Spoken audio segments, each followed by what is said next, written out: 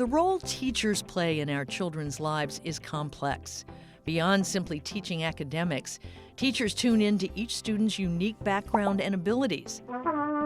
At the same time, they must juggle new curriculum, new technology, high-stakes testing, and many other demands. These are just some of the reasons why teachers find themselves in one of the most stressful professions. Learning to manage the stress is key to preventing burnout. But how do you do that? One way is to incorporate mindfulness into your daily life.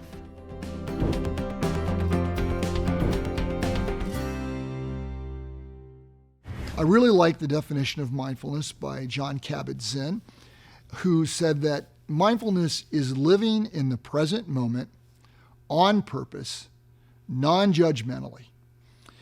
And he often adds, as if our lives depended on it. And in some respects, our lives do depend on it, because it is that capacity to be aware of ourselves and to recognize, wow, I am here, but I'm not really here.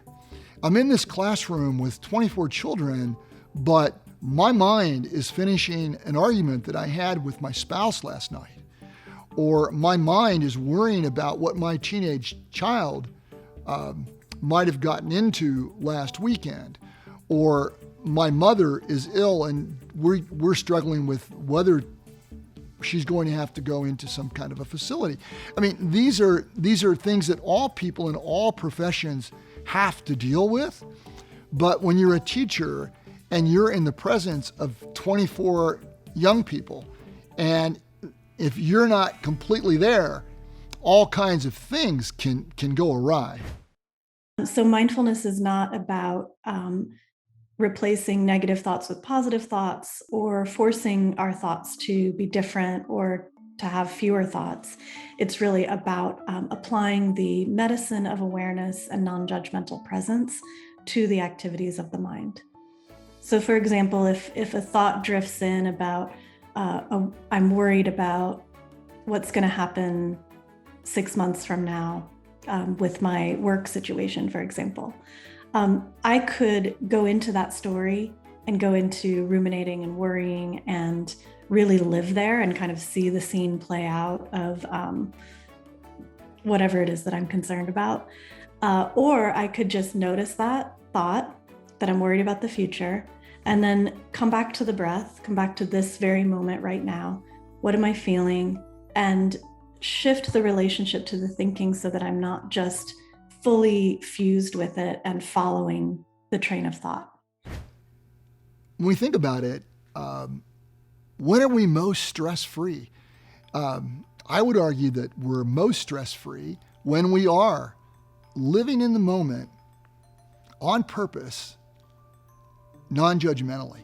And that could be playing with your children, or taking a walk in the park, or listening to your favorite music, or reading a book where you're so immersed in that book, whether you're working in the garden or pursuing any kind of hobby. That kind of presence is very, very helpful for coping, recovering, and then going back to school the next day and being refreshed. Mindfulness can also be helpful inside the classroom, especially when things don't go as planned. If we think about a scenario, and it could be at any grade level, right? A teacher has a plan for the day, and they go in, and maybe they are excited about the plan, and they go in and they begin to carry it out, and maybe they have students working in groups, which they're excited about. They really want to promote that kind of feedback between students about their academic progress. There's lots of exciting things that are going on. Well, within about the first 15 minutes, it's all going south, right? As the teacher begins to recognize half of the students aren't prepared, they didn't do the assignment, and then I've got two groups that are run amok.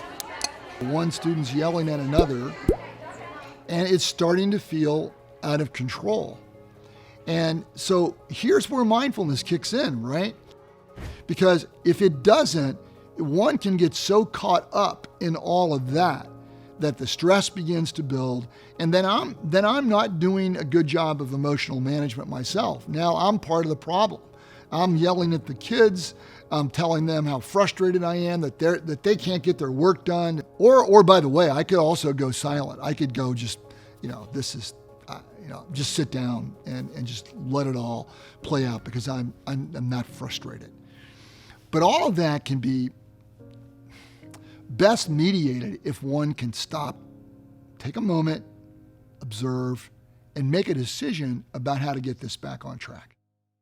It might be a decision to say, everyone just stop, please. Put your pencils down and just be with me for a moment. And in a calm voice, sort of talk it through, maybe even take a moment to engage students in a mindful activity, putting their heads on their desk and or whatever it happens to be, is a more humane and a more intelligent and ultimately more helpful solution. But failing to recognize what your mind is doing and how it's going to cause you to act, very problematic.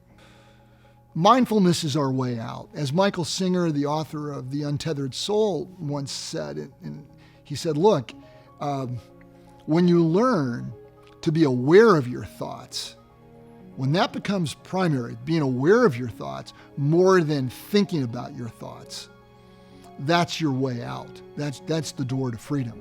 Mindfulness is an effective way to manage stress, prevent burnout, and to be present, both at work and at home.